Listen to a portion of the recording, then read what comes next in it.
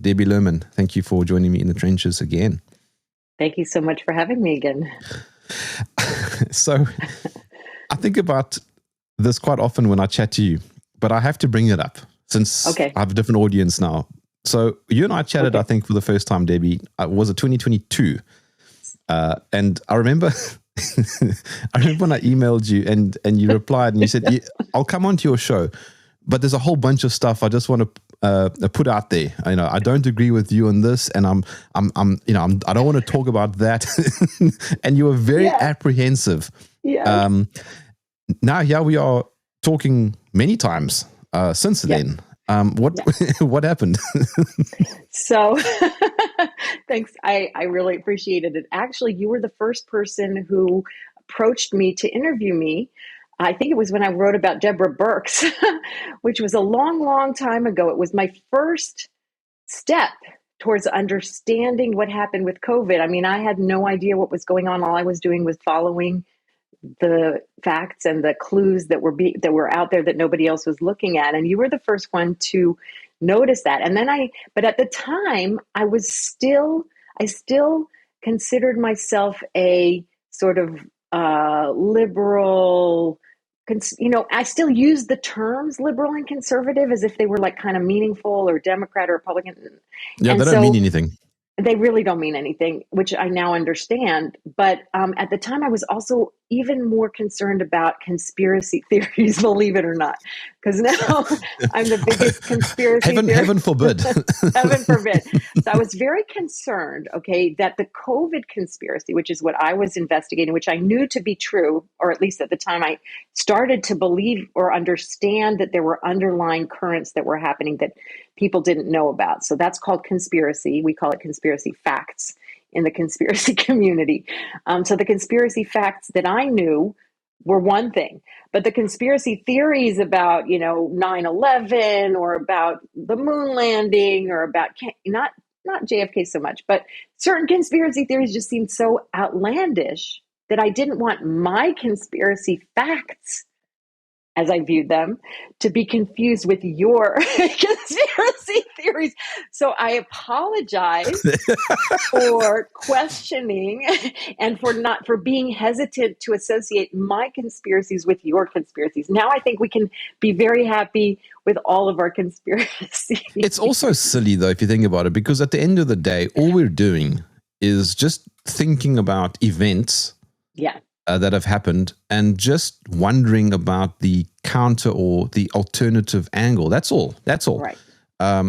Some of them we might believe for sure. But as my friend Nick Hudson said, if there is a big event, you can be rest assured that it's most likely fabricated.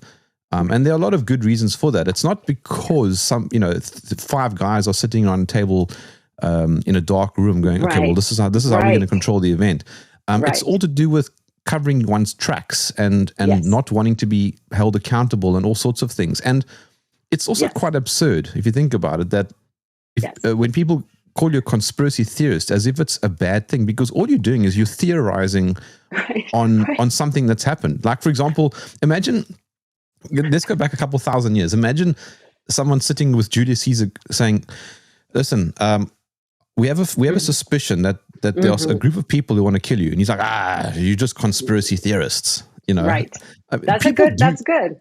Yeah. People do conspire, Debbie. Yeah, they do. Obviously, if you have power and you want to keep that power, you conspire with other people who have power in order to consolidate it and in order to keep it. And you conspire against the people who might try to undermine or expose or usurp your power. Of course you do. That goes without saying. So that's a good analogy. So going back to our 2022 conversation, which for me was one of the most important COVID-based conversations I think I've ever had. Because like you and so many others, I was trying to figure out what was going on. Because back in March 2020, it was just coincidental that half the world decided to lock down their countries for the first time in recorded history and started using the same language. I had never before heard the term social distancing. And suddenly these stickers appeared on the ground saying, stand 2 meters away from somebody. And everybody around the world was sharing photographs of the same thing. Mm-hmm, mm-hmm. So what? Was it just a pure coincidence? No, obviously it wasn't. There was obviously something going on. And so that led me down the road to eventually finding your work and realizing that this wasn't just a pharmaceutical event. This was a lot deeper than that, wasn't it? Yeah. Thanks. That's a good introduction. Yes. It was the same with me. Well, first I realized that I knew the virus wasn't dangerous because I had checked in January and February. I had looked at the statistics. I had looked at who was dying and who wasn't. Nobody was dying. It wasn't dangerous. It was like all the other outbreaks of like MERS and SARS and whatever. You get little outbreaks, you treat them, and you move on. And that's what had always been done. And I assumed that that's what was going to be done. So I really wasn't worried. And then when they started locking down the whole world and doing all of that, and everybody was completely terrified and using masks that we had known before March 2020, everybody in the medical world knows that masks don't work against airborne virus. Everybody knows it, or they knew it. Now they don't know it anymore. But the propaganda was so strong, I actually kind of had a nervous breakdown because everybody I knew who I thought was really smart and educated was falling for this like crazy garbage, and that's what really started me trying to figure out what was going on. And then I realized as I was investigating it that it wasn't just about the pharmaceutical or the public health corruption, which are part of it, but it was a giant network, which I call global public-private partnership. I didn't invent that. Other people have talked about that. But it's an easier way to say it is a global crime cartel. That's the new way that I've decided to talk about it because it's easier to say. But it's a global conglomeration of public and private entities that are all just like a big monster that needs to be fed. And it is the military and intelligence agencies. It is the military industrial complex, which includes the military and the intelligence agencies. It includes Wall Street. It includes Silicon Valley. So those are all of the components of the military industrial complex. And then it also includes all of the NGOs. It includes the academic institutions, the journals, the international banking system. It's a giant, giant cartel. So the important thing that I realized during COVID is that there's a global system of control that's happening in the world. It sounds so weird and so conspiratorial, and it's hard to wrap one's mind around it. And I totally get it. And I have been working hard, and I'm still working to find the best ways to explain that, because people want to say it's Fauci. People want to say exactly. It's Bill Gates. It's Bill Gates. People want to say it's Pfizer. People want to say, and all of those people and entities are components of the giant global cartel. They are complicit. They are in it. They're in it. They're in the cartel. And they're all striving for that cartel to have more power and more influence. And in order to do that, they need to censor us, propagandize us, surveil us, and control us. That's what they need to do. And so what COVID revealed was the systems that they were using to do that. So the digital systems, the propaganda and censorship industrial complex, which is a global, as you said, world encompassing. How did everybody come up with the same words at the same time? How did everybody come up with the same narrative at the same time? Obviously, there was coordination. That's not a conspiracy. I mean, that's a fact. So the important thing to realize now is that this system is rolling forward. It's rolling forward to get more control. So no matter what happens on a local political level, you might change a few things on the surface level that you think are important, and that's fine. But you are not addressing the rolling, constant, inexorable. We haven't stopped it. It hasn't slowed down. In fact, it uses each administration. I'm just going to talk about the United States because that's where I am. But it uses each voting cycle and each administration to convince half the population that now you don't have to worry about the cartel. Now the cartel isn't really doing anything. Now we're going to save you and we're going to make everything fine. And the cartel is just moving on and doing its thing.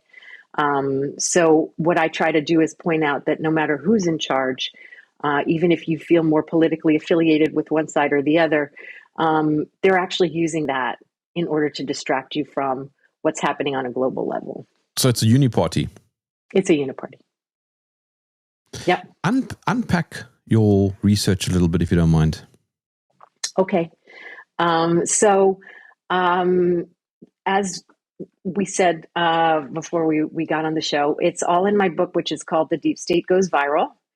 And I am going around talking to people like you who have been on the same page as me for as longer than anybody to talk about where you can. I put all my research in this book in order to show. Can I just stop you there? Your title for your book is really good. It's such clever play on words. Thank you. I came up with it after a lot of experiment, a lot of thinking. And my new title for hopefully, if this works, if I can get the word out and people really, so far there's been really positive response. Even people who didn't know during COVID, I have to tell you, which I'm very encouraged by this. My first 2 chapters talk about what I just told you, about the fact that it's all global. It's a uniparty. I don't say uniparty, but it's a global public-private partnership. That's who ran COVID. And I explain all of that. And even people who politically were not aligned with those of us who were against COVID, because they made it really political. So even lefties, even people who were COVIDians, even people who were in the COVID cult, can read it and say, oh, that makes sense, because they remember what one person said to me. I remember Iraq. Remember in Iraq when they lied to us? They lied to everybody and we all bought it. And then we realized that they were lying to us. And I said, yeah, that's exactly what it is. They all lied to us. And now we realize what it is. It's a good analogy. So the research that I did in order to reach that conclusion is the other chapters of the book. And so the research that I did in order to reach the conclusions that I did started with Deborah Burks. As you know, I just read the book that she wrote called Silent Invasion, and it was supposed to be an expose of what was happening in the Trump administration during the first months of COVID. And of course, a lot of blame was being put on Trump and the CDC. They weren't acting enough. They weren't acting fast enough. They weren't doing enough. But I realized very soon into the book that it was just a bunch of lies and propaganda. And I hadn't read any nonfiction really, because I'm an English major and I read fiction. And then I realized that this was fiction. So when I realized that this was fiction, I fell on the floor. My jaw. I didn't know that this was happening in the world, that like people were writing books that were supposed to be factual and they were supposed to be presenting somebody's view of something. And actually you could tell that they were lying. So I wrote a bunch of articles about how she was lying, about how she got the job, about that it was public health, because nothing that they did was public health, that it was Fauci who was in charge, because it was her who was in charge. And she was brought in by the National Security Council. The National Security Council is the body that advises the president on wars and terrorism. At least it used to be. They changed the definition in 2022 to include all kinds of natural climate and pandemics and whatever. So the COVID actually made them change the definition. But in 2020, it was supposed to be the body that advised the president on war and terrorism. So what does war and terrorism have to do with a naturally occurring pandemic? One asks oneself. And that's what I asked myself. And so then I went and I found the documents that showed that the National Security Council was actually in charge of the COVID policy in the United States, and that the Health and Human Services, which is the public health agency, was not in charge.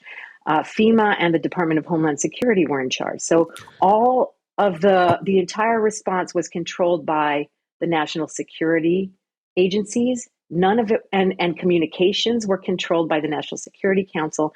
And then I found out that happened in every other country as well. Yeah, so just stop right there.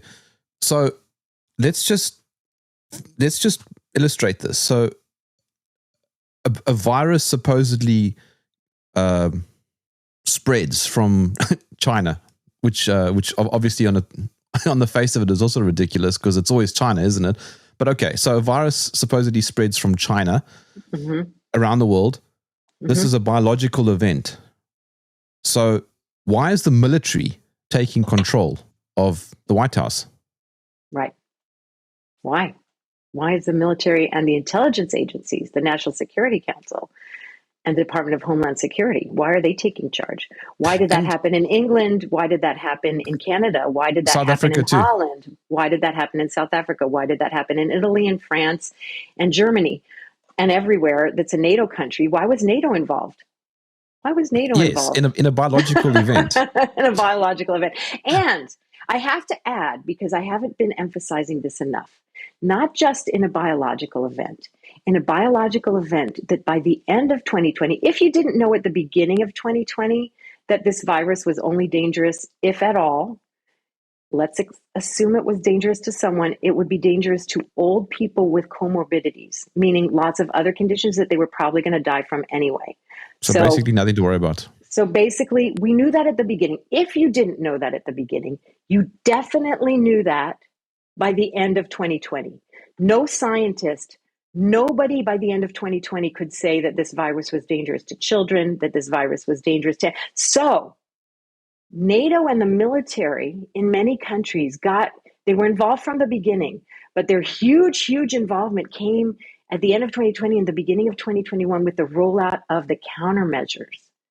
Because the vaccines were countermeasures, they were military countermeasures. And so that is even more obviously suspicious and obviously has nothing to do with public health. Because by that point, if it had been a normal, naturally occurring and public health managed pandemic, by the end of 2020, it would be over.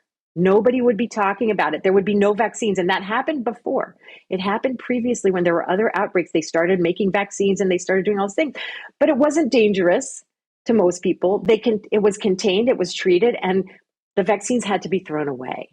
And so it's really, really suspicious. Like, even if you thought at the beginning of 2020 that it was dangerous, we need NATO's organizing capacity, or we need the military's, logistics capacity to help us. By the end of 2020, we knew that to be false because the hospitals were empty. Nobody was getting it, So it's very, very clear that they were acting for some other reason other than public health. So just to appease the growing number of people who do not believe there's a pandemic, and I find myself sympathizing with that position. Either way, it doesn't matter because there was nothing to worry about, is the point, right? Right. So I'm going to address that. Thanks, Jeremy. I mean, that's really important. So the whole point of my book and my research and everything, the message that I'm trying to get across is, it doesn't matter what the virus was.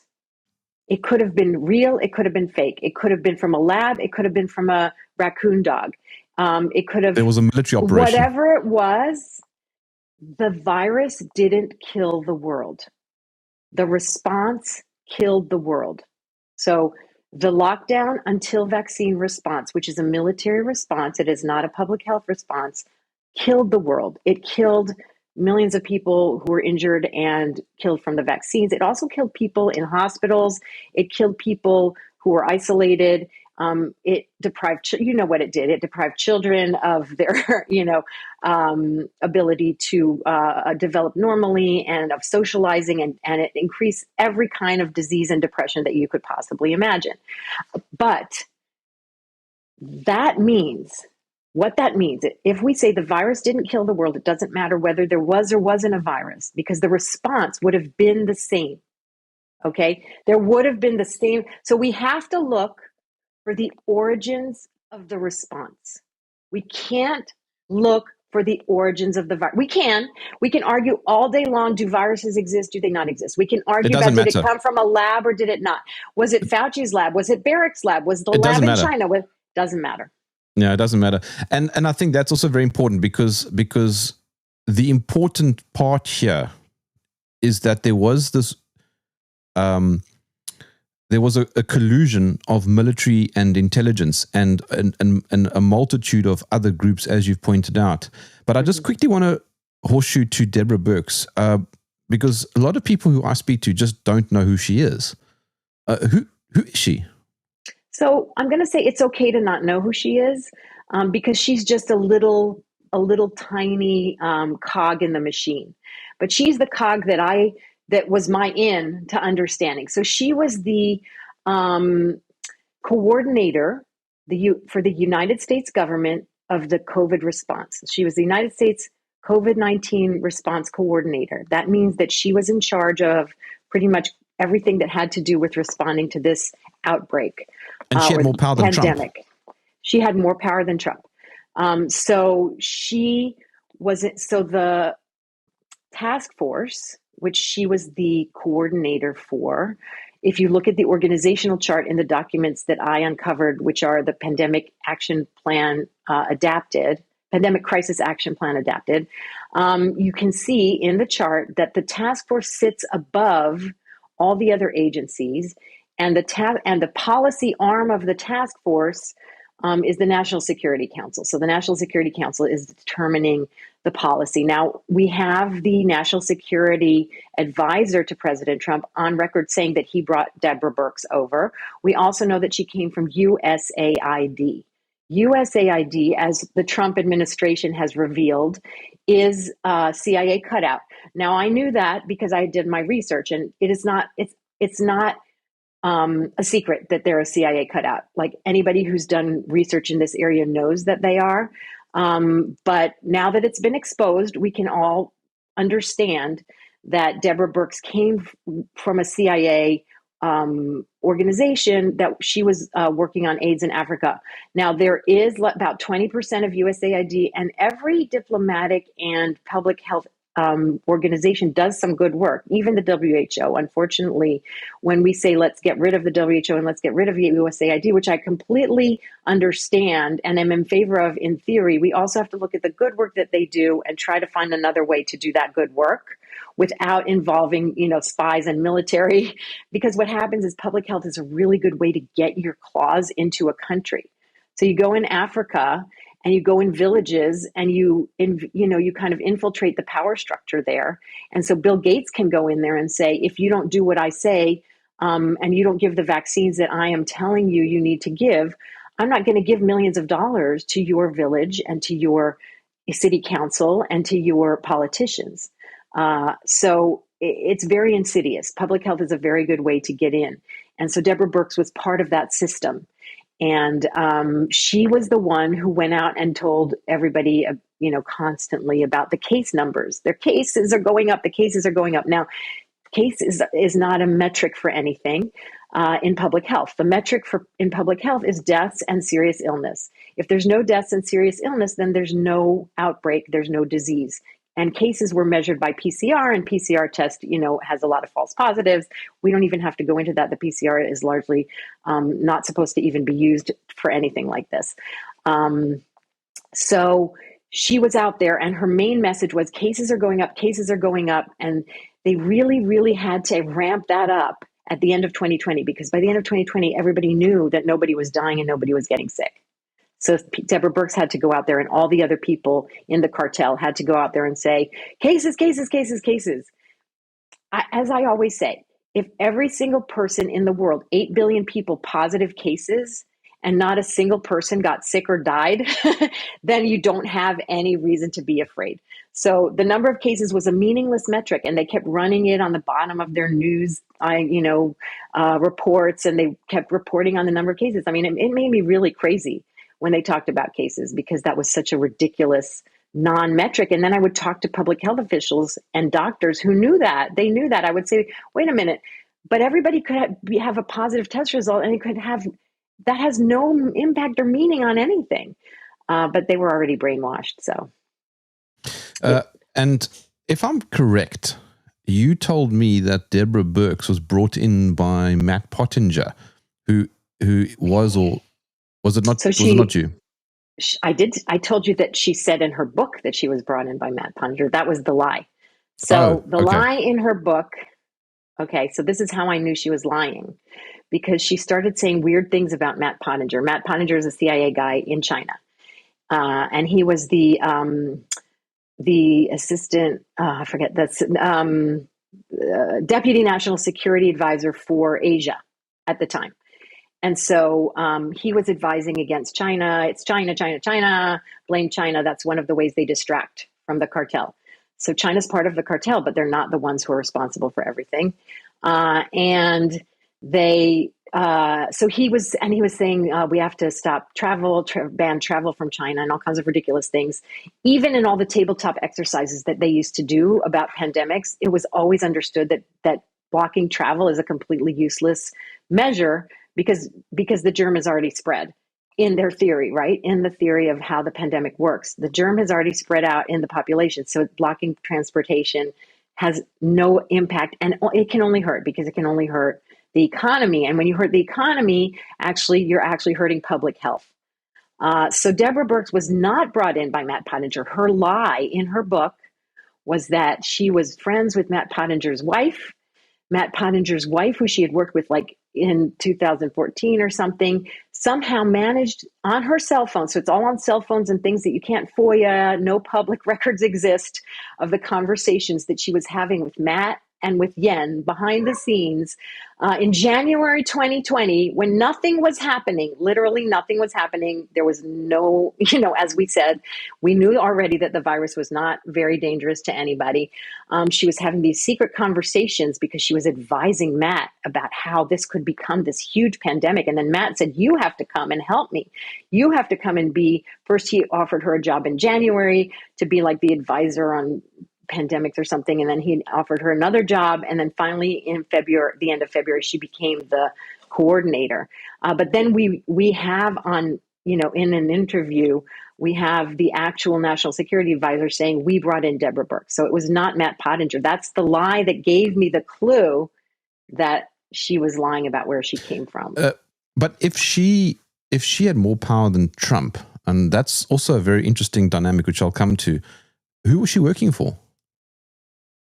So she was working for the National Security Council, and the National Security Council is all of the intelligence community. So in the United States, there's like 17 intelligence agencies. There's the CIA and the FBI that everybody knows about, but then there's the Naval Intelligence Agency and the Air Force Intelligence Agency and all these other intelligence agencies. There's 17 of them.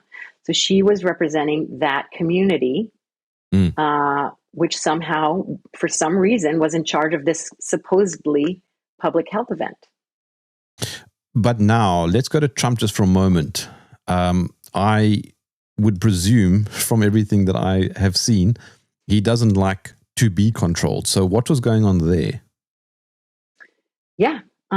So in every country, not just in the United States, the global biodefense public-private partnership took over. So what that means is so this is now conjecture. So I know that he didn't have the power because he was tweeting in May of 2020, open up the country. He literally tweeted a tweet, open up the country. Who is he talking to? He's the president. Why is he tweeting open up the country? Just go and open it up if you want to open it up. So clearly he didn't have the power. And Scott Atlas in his book also explained that everybody was all the deference was giving to Deborah Burks, and Trump told him at the end, when he had to leave, that basically, it wasn't Fauci who was the problem. It was Deborah Burks. That's why I think he went after USAID, and right now he's going after the National Security Council. So there's certain agencies and people and groups that usurped his power during the pandemic, and he's trying to get back at them. He can't because they're still in charge, but he's trying. And so go ahead. Sorry. No, go on. So in every country, in the United States, at the beginning, everybody was saying everything's fine. It's just, nothing, don't worry about it. The Chinese are overreacting. And there's a date, which is February 27th, which is the date that Deborah Burks actually took over, which is, I think, when they switched the narrative to, oh my God, this is so scary. We have to lock everything down.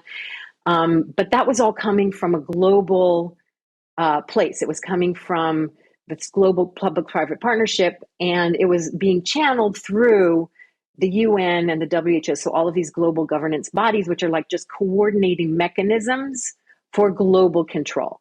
It didn't originate. It's not like the the chief of the WHO sat down and said, I'm going to do this terrible thing to the world. He was just a conduit for the cartel to say, okay, this is what we're going to do. And so it all came from there. And many countries have in their FOIAs and in their investigations have revealed that on the local level, people were not allowed to respond to what was happening on the local level, whether there was or wasn't an outbreak. They were getting their orders, not even from their national government, because their national government was getting orders from somewhere else. And the same was true for Trump. They were all getting their orders from, the WHO or the UN or NATO, or whoever was sort of sending out the, message, this is what you need to do right now. Okay, but then, Deborah, what do you think Trump knew? Was he a blockhead who was just ignorant, or did he know more than what it appears that he knew? He knew more than he appears, because he's not allowed to say. So in an interview at some point, when he said he was talking about the lab leak, and that it came from that it was a lab leak, and at some point somebody said, how do you know that? And he said, I can't tell you. He said, like, to Time Magazine or something. So like, he knew things, or he heard things that he wasn't allowed to talk about. And what I think happened is him, Boris Johnson, other leaders who were very resistant to shutting down the economy, because they knew that shutting down the economy would destroy their country. It certainly would destroy them politically. And they were resisting that. I think what happened was that they were out, and now I'm going to say everything I've said up to now, I can back it up with documentation. I can't back this up with documentation. This is my conjecture, is that they were told that this was a dangerous bioweapon. And if they didn't lock everything down, and they didn't go along with the protocol of lockdown until vaccine, then a lot of people would die, and they would be blamed for it. But they would also be able to claim victory in the end, because these mRNA vaccines are so great. They're the greatest thing in the history of mankind. And they would be able to claim that as their solution. And so they would actually get a lot of credit at the end. Because we know in England, for sure, at the very beginning of the pandemic, like in March, Dominic Cummings, in one of his testimonies, said Bill Gates and people like that were coming and saying, oh, don't worry about it. We're going to have a vaccine, and this mRNA is great. So they were already talking about Bill Gates and mRNA in March 2020, which is very odd, because, by the end of 2020, there was no need to worry about the virus, and there was no need for any vaccine, but they were already planning it in March 2020. Okay, but then was he outplayed? Was he duped into thinking that Warp Speed was going to be a great Make America Great Again strategy? Mm-hmm. And he still thinks it. Yes, he still thinks it. Or he says he does. He can't say anything else. If he says something else, then he's probably not going to be protected by the PrEP Act, which is the liability shield that everybody has for anything to do with COVID countermeasures. And, you can't admit that everybody lied about it. And still have some kind of liability shield. So I think he can't admit it, but also knowing Trump, he definitely wants to take credit for something. And so he always says that it was the greatest, most beautiful thing in the world. The beautiful which I vaccine. think is the beautiful vaccine. Yeah. But what I don't understand is that was in 2020. We're now in 2025, and he is surrounded with different people like RFK. Surely Trump must know something more than what he did in 2020. He knew it then, and he knows it now. But he's not in charge. RFK is not in charge. Like you said, it's a uniparty. So the uniparty, the structure that controls the uniparty is the structure that is the global public-private partnership. And it's very hard to conceptualize. Again, it's like, it's not 2 people or 5 people sitting around a table. It's a huge beast. It's all the corporations that pay the politicians. Okay, so every politician in every country is 100% owned by corporations. So that's called a public-private partnership. So the politician is acting on behalf of the corporations. The politician is not acting on behalf of the voters. So voting, you can think about how effective that is in achieving any kind of meaningful change. When you have, it's corruption. So what people have to understand is that we're at a point in the world, and this happens with every system, where it's power accrues slowly to the people who have it. So a little bit, when you have a little bit of power, it helps you get more power. And when you have more power, it helps you get more power. It's just the natural flow of how, it's like flow of energy, flow of power. And so power flows to those who have it. And even if you have little pockets of power, and then those pockets get a little more and a little more, you get to a point where they have so much that you can't balance it out anymore. And that's where we are. So the power has all got sucked up to the top, and not to the top of the national structure, to the top of the global structure. So the oligarchs, the tech bros, the tech companies, the global corporations, the global governance bodies like the WEF, which coordinate all of these things, the global consulting companies, and the global banking system. They have all the power. There's nothing, you can't argue with that. They have all the power. So it's funny to talk about Trump or Burks or RFK. You know, some of those people I like, some of those people I don't like. They're pawns, and they go into the system thinking that they're going to maybe be able to change it. But I believe that when you get sucked into the system, it's over as far as being able to change it.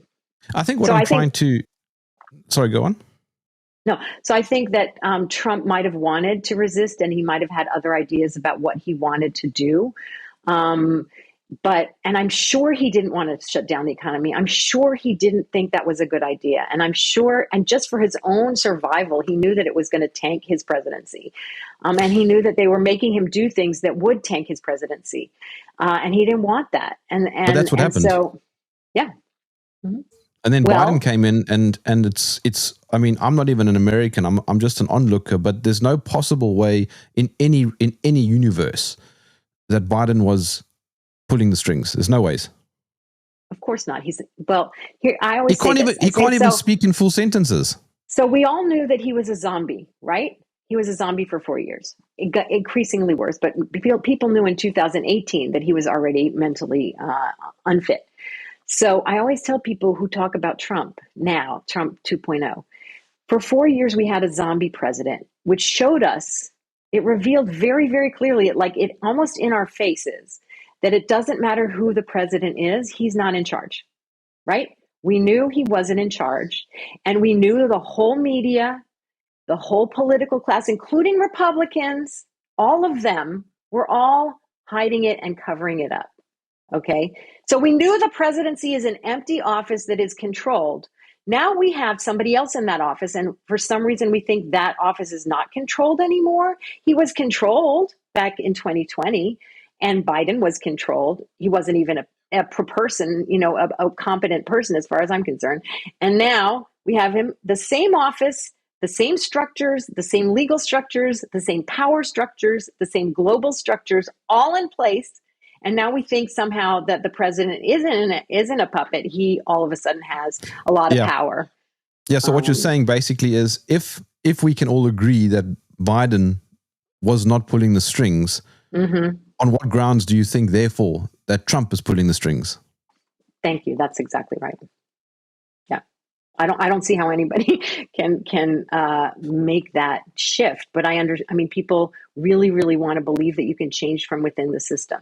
That's what we're fighting against, is that people want to believe that you can change the system from within.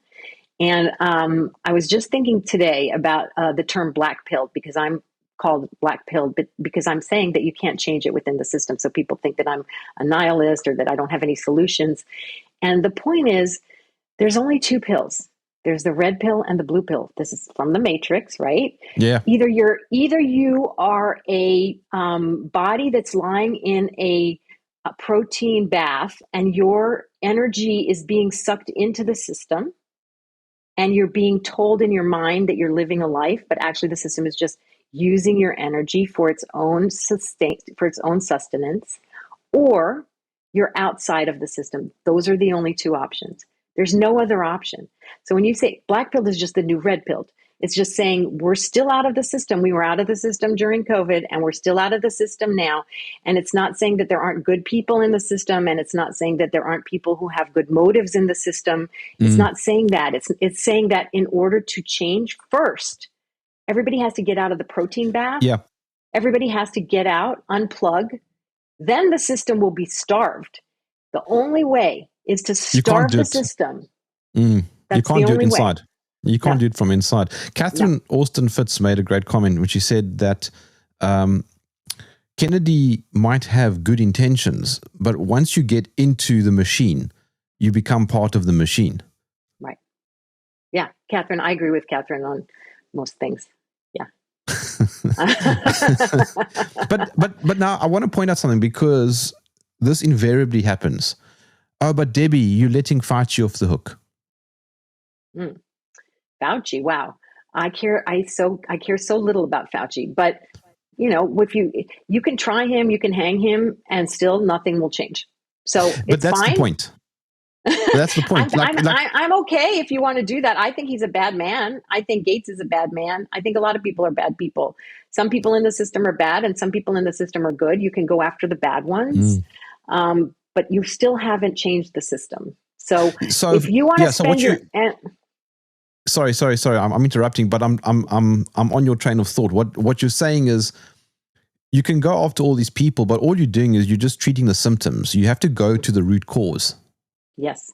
I'll tell you another analogy that I like. So there's the matrix analogy. There's the analogy of the cancer patient that I use a lot. Now, this is also about celebrating small victories, which I don't believe in, because I think it distracts us from the actual problem. So Jane is a middle-aged woman who came down with stage 4 metastatic cancer. It's all over. It's all over her bones, and it's in some of her organs. And she had breast cancer when she was younger. So when she got this metastatic cancer, her doctor said, oh, it must be breast cancer that spread. So we're going to treat it as breast cancer, and started giving her breast cancer treatments. And then some other doctors checked her and said, wait a minute, it looks actually like it might be it's in the kidneys. It might have started in the kidneys. This isn't a true story. It's just a fable. Okay. It's just an analogy to explain something. So, because it's not medically, accurate. But so the breast cancer doctor says it started in the breast, so we need to treat it as breast cancer. The kidney cancer doctor says, oh, it looks like it might have started in the kidneys. Let's treat it with kidney stuff. It's starting to get in her brain. It's in her bones. They do things to the breasts and to the kidneys. And every time they do that, they ask her, does that feel a little bit better? Like, they reduce the mass in the breasts. They reduce the pain in the breasts. They reduce the pain in the kidneys, or the urinary problems that she's having because of her kidney cancer. And she says, yes, it's relieving that. In the meantime, she's getting foggy in the brain. She's getting migraines. She can't sleep. She can barely function. And they're treating her breasts and her kidneys. And the family, some of them are on the side of the breast doctor, some of them are on the side of the kidney doctor. So they're all arguing about whether they should be treating the breasts or the kidneys. And they celebrate every time they give her a treatment that lowers the mass, or they take out a mass from the kidney, or they take out a mass because it's growing everywhere. That's the analogy. She's dying. They're treating parts of her body, and it's helping that part for a short time. And they are complete. And then there's the doctors who come and say, wait a minute, I have this naturopathic treatment that might actually address the whole system, which is what you need to do when you have metastatic cancer. They say, no, you don't know what you're talking about. You're a kook. You're not in the system. You don't understand. We really need to treat this as breast cancer or as kidney cancer. And we need to do, that's what we need to do. You don't know what you're talking about. So anybody who comes with a systemic idea and says, actually, it's all over her body, why don't we try to treat it all over her body, gets pushed aside. And so that's exactly what's happening now. And that's what it means to call somebody black-pilled, is to say, you're not treating the kidney or you're not treating the breast. Those are the only two that we can treat, because those are the real doctors. And we can't treat the whole system because it's too hard. Treating metastatic cancer is like almost impossible. People almost always die. It's really, really, really hard. It's much harder than treating the breast or treating the kidneys. And it doesn't yield results right away. And the patient is getting worse, and the patient is getting worse. And you really want to do something. You want to do something positive. Let's have some small victories. Let's take a mass out of her knee, and her knee will feel better. Let's take a mass out of her neck, and that'll make her feel, yes, it'll make her feel better for a little while, but it's still growing everywhere else. So that's the small victory story that people are telling themselves when they go into the system. Going into the system means that you buy into the story that you can treat the breast or you can treat the kidneys and you don't have to treat the whole patient. So what you're saying is we need to be more radical now with a lot of the stuff. So if, for example, the vaccine schedule is 74 vaccines for kids and it drops down to 73, I mean, it's still 73 vaccines, so that small victory of one vaccine makes very little difference. We've got to go after the entire schedule, basically. That's right. And I'm not even saying let's go after the schedule, Jeremy. I'm actually saying they're always going to do that. They're going to do partial things and they're going to say we need to study it and we need evidence and, all that. We don't need any more evidence. We need to be outside saying to parents like you and like my kids, let's say when they have kids, here's the danger. The system is a danger to you. The system is a danger to you. That's what I feel my job is. Stay outside of it. That's it. That's all. And then we can have a solution, because if everybody doesn't take any vaccines, not let's lower it from 74 to 73. Everybody says, no, we're not taking them anymore. Everybody. That's my job. Everybody should be saying, and that's what everybody who went into the system like RFK and all those people should be doing now. They should be outside the system saying, we learned from COVID that the system is working against us. It doesn't have our best interests in mind. No matter what we do, it's going to try to have small victories, but the cancer is still there. It's in the body. They're not addressing the cancer. We need to be outside the body, and we need to be saying, first of all, don't comply. Second of all, let's all think of something together, other systems that we can build. But first, everybody has to get out of the matrix. If everybody's still giving their energy and their body to the matrix, they're sitting in their protein bath, we're not going to get anywhere. So, Debbie, coming now to Trump 2.0, one of his big things now is the lab leak. Is that a distraction? Absolutely. As we said. As we said before, it doesn't really matter where the virus came from or whether it exists or who made it or if it came from a pangolin, because that's not what caused the pandemic. What caused the pandemic? Is he pushing it? That's what I'm asking. Why is he pushing it? Oh, yeah. I see. Well, I don't know. I don't like to guess about motives, but the results of him pushing it are that he is now getting all the people who were suspicious and said, oh, Trump was part of the, Trump did bad things during COVID. Oh, now he's admitting it. Now he's the good guy. Now we don't have to be suspicious of him anymore. Now we can, now we know that he's on our side. Okay, so now he's the doctor who's coming in and saying, I'm going to treat the breasts. And yay, look, I just took out a big mass from the breasts. And everybody's like, yay, he's treating the patient. Finally, he's treating the breast, because the other doctors were only treating the kidneys. They didn't really know what they were doing. He's treating the breast. Yay. Now we know that he's on our side. And that we don't have to worry about him, and his administration is going to admit they're transparent, right? So they like to say that they're transparent. I can tell you they're absolutely not transparent about any more than any other administration.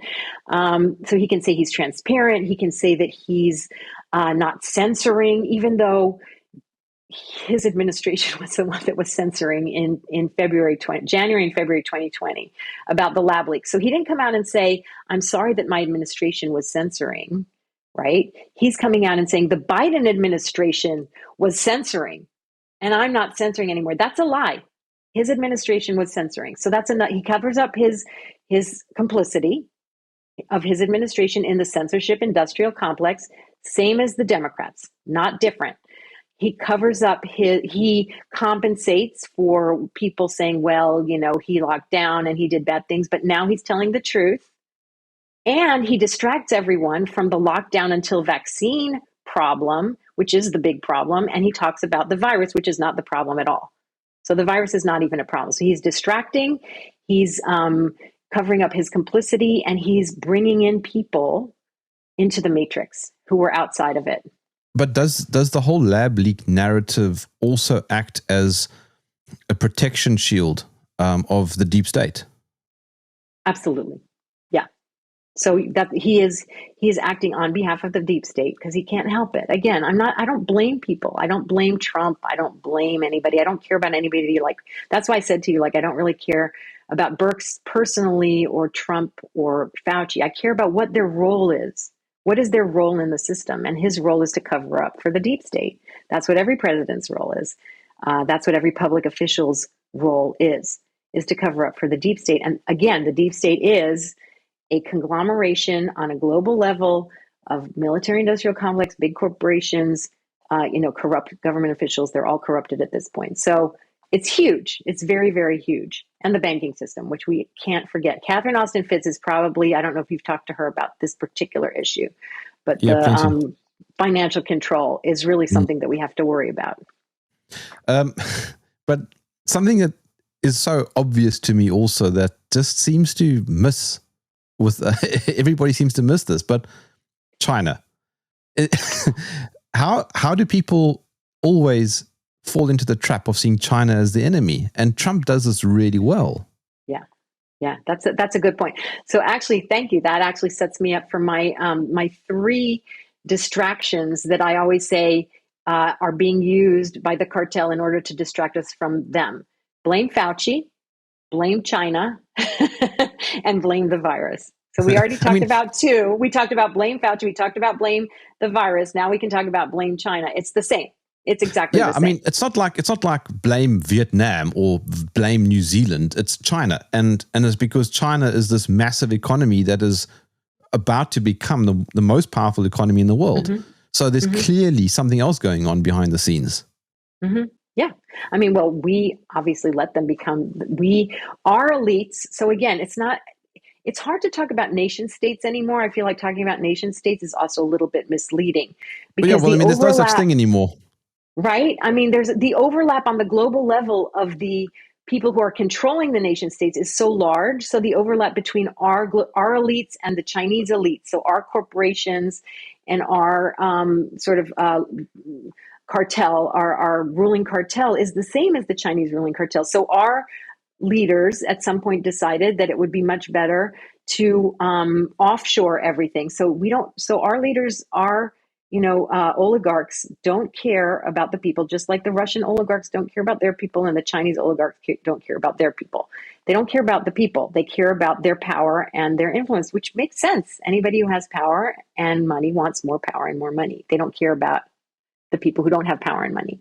So the people who had power and money in the United States and in the West decided that it would be better for them and they would have more power and money if their workers who'd cost them too much money weren't in charge anymore. So they could send the jobs to the places where they didn't have to pay that much.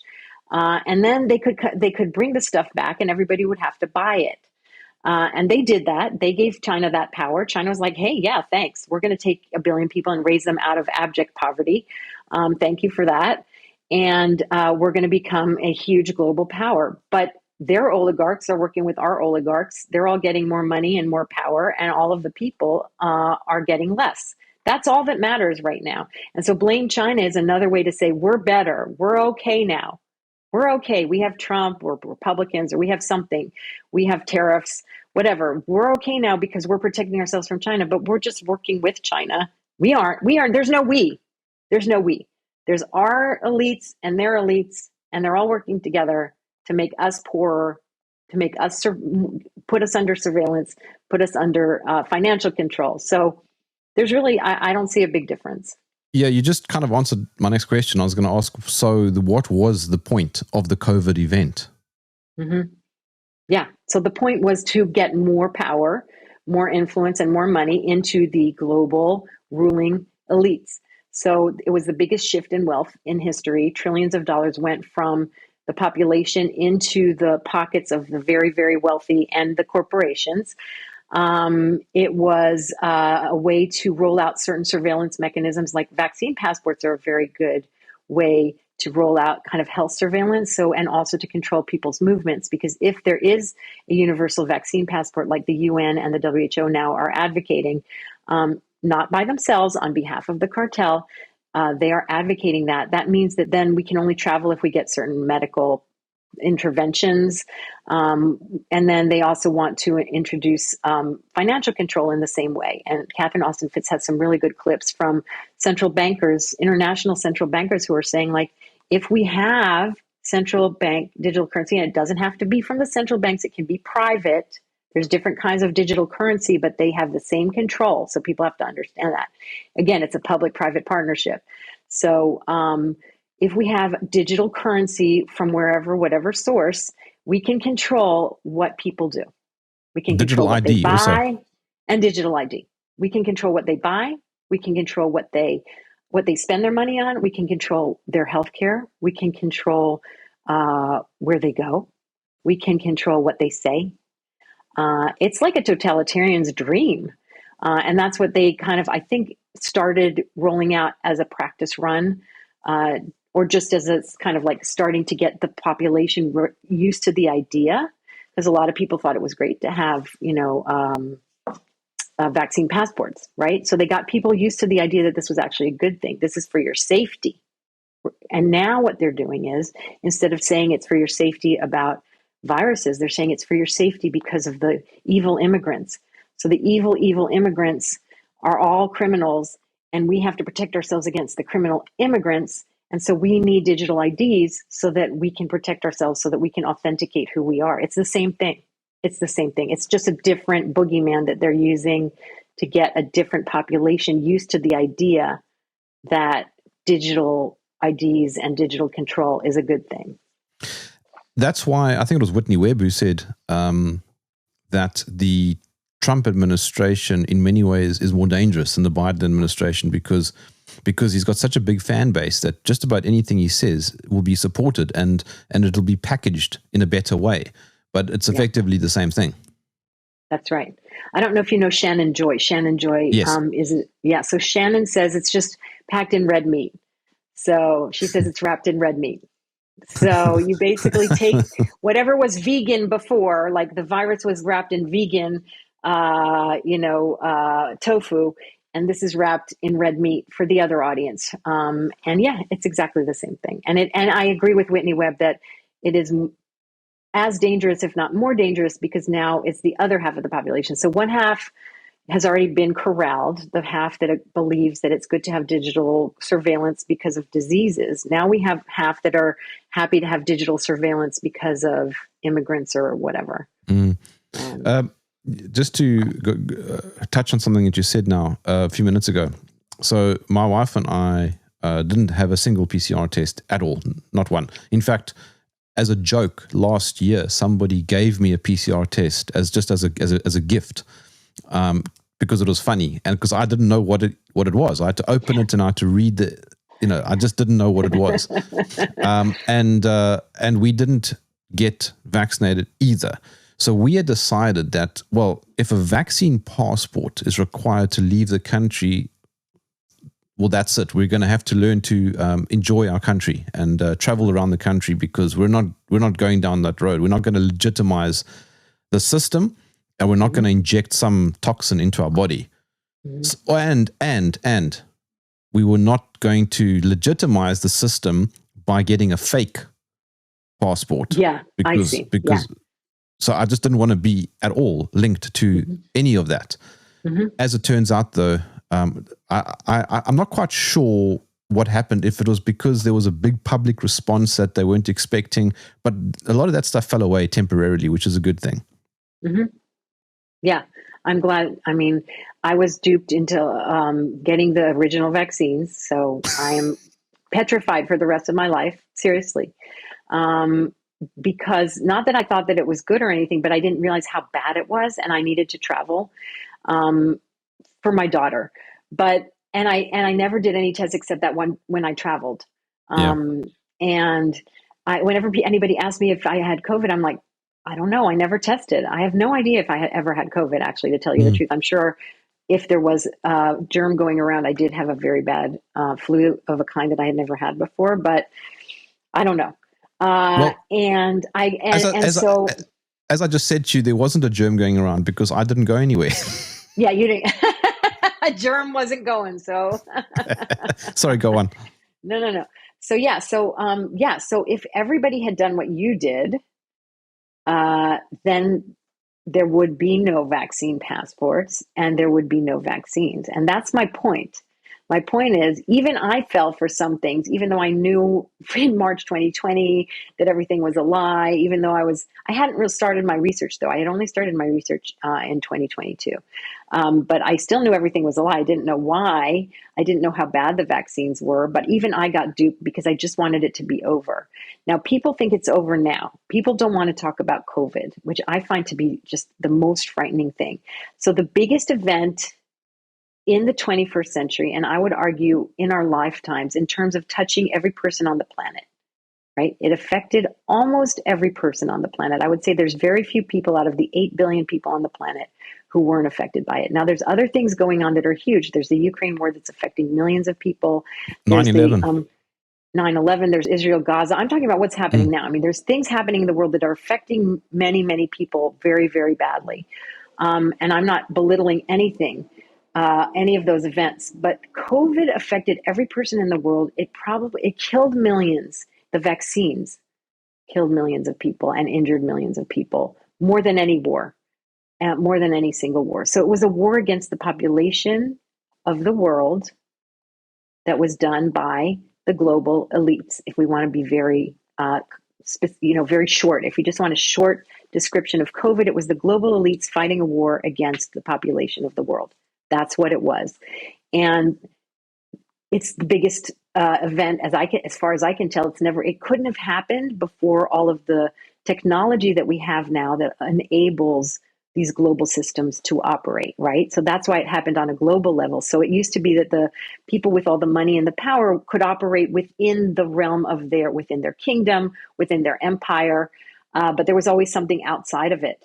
And now it's global, and it's a global control network. And so it's very hard to find something outside of that control network. And I think that's unprecedented. I think it is something that people don't want to talk about it because it's so scary and it's so unfathomable. It's unfathomable. They want to believe that on a local level, we can still operate on a local level and we can still achieve something, which I agree. If you go hyper local, I think that's really a place that's a good place to put your energy and your time, finding people you trust and creating systems that are trustworthy and that are not corrupt. Because the problem in every system of power is corruption. Everything. I mean, my husband and I, we're not religious, we're reading the Bible now. Because the Bible, no, really, because the Bible it tells the story over and over and over and over again of how every system starts out with good intentions and with laws or things that are going to protect us from the powerful, so the powerful can't be completely corrupt. There's always going to be some corruption and some conspiracies and things, but as people get more and more power, they get more and more corrupt, and then the system collapses, and then it starts all over again. It just over and over and over. And that's what human history is. That's what religion is. That's what our laws are for.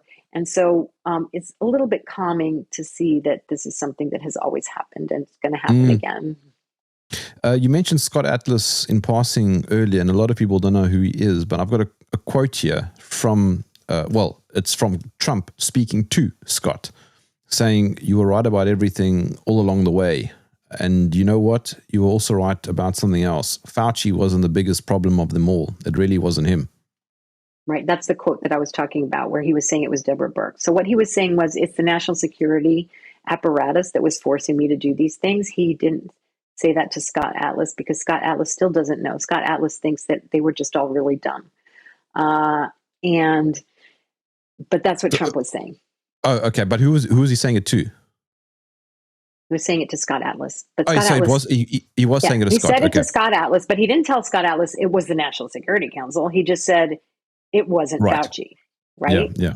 But now he's going after USAID. He's going after the National Security Council. He's not dismantling anything.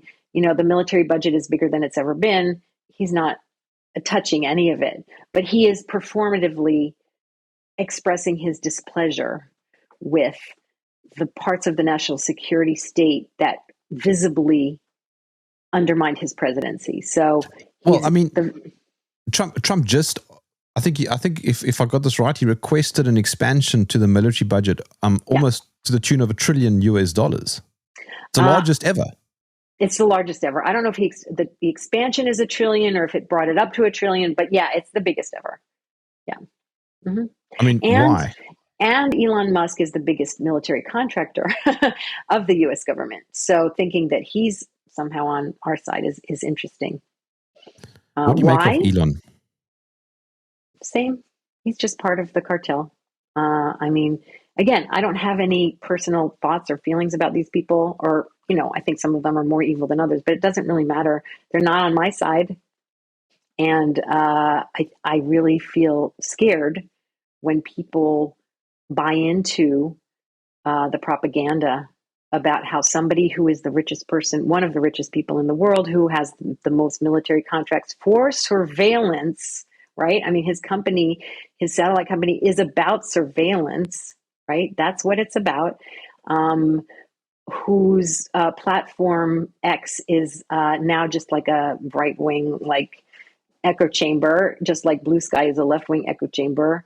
They pretended to be this free speech thing, but they're totally censoring. They never stopped censoring on X, just like every other platform, because it's not Elon. Again, not about Elon. It's about him being part of a giant system that's working against us. He is the global elites. He is not the people.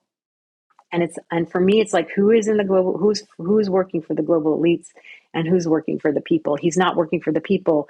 And believing that is just so naive, in my opinion. I find it really hard to understand the Musk cult. I find it hard to understand. Tell me more about your book and how I can get it. And by the way, yes, I'm going to insist that you send me a personalized copy of your book with you writing in the front of it. I will. Here, I'll show you what it looks like. It's I think it's upside down. It's backwards, but it's called The Deep State Goes Viral. And so my pitch is, let's make the deep state goes viral go viral. Let's make the deep state goes viral go viral. It's going pretty viral. It's doing well. You can get it on Amazon. Unfortunately, Brownstone published it, and Brownstone only sells it through Amazon. It's kind of like, I think, a print-on-demand thing that Amazon does. So it's not like there's a huge warehouse where there's a lot of books sitting around. It's like when you order it, they'll print it and send it to you, which is a really great service. Unfortunately, it's coming from Amazon. But there's also an audio version, and there's also a Kindle version. What did you ask about the book also? Well, I was just asking how you can get it. I'll send you a copy. You can get it on Amazon. So I think the audio version is available on the US Amazon, and I think the print copies are available definitely on the UK version. You can order a print copy, and you can also get the Kindle version on the UK amazon.com.uk, I think, or amazon.uk.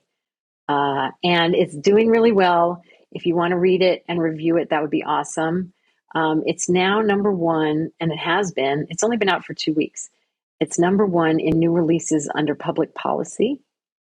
And it's number one under new releases in another public policy and government category. Now, these guys, I don't know if that means anything, but following the numbers, it's also in the top 200 in the book category of public policy, and world history. It's like in the top 300. So that's good for a book that's only been out for 2 weeks. So I'm trying to get people to help me get the word out, because I think I'm not getting rich off of it, and it's more about getting the word out to people who might not have thought about the things that Jeremy and I have talked about today. So people who might still be thinking a lot in terms of local politics, or in terms of we don't want to talk about COVID anymore because it's over. This is about how COVID actually is not about COVID.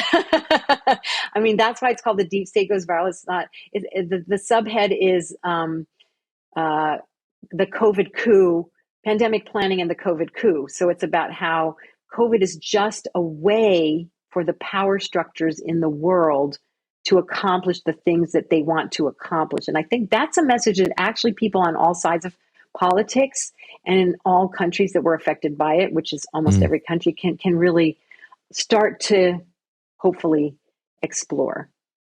Well, you said that you're not getting rich off it, but I can tell you that I am richer for speaking to you on this exact topic. So on that note, Debbie Lerman, thank you for joining me in the trenches. Thank you so much. I really appreciate it.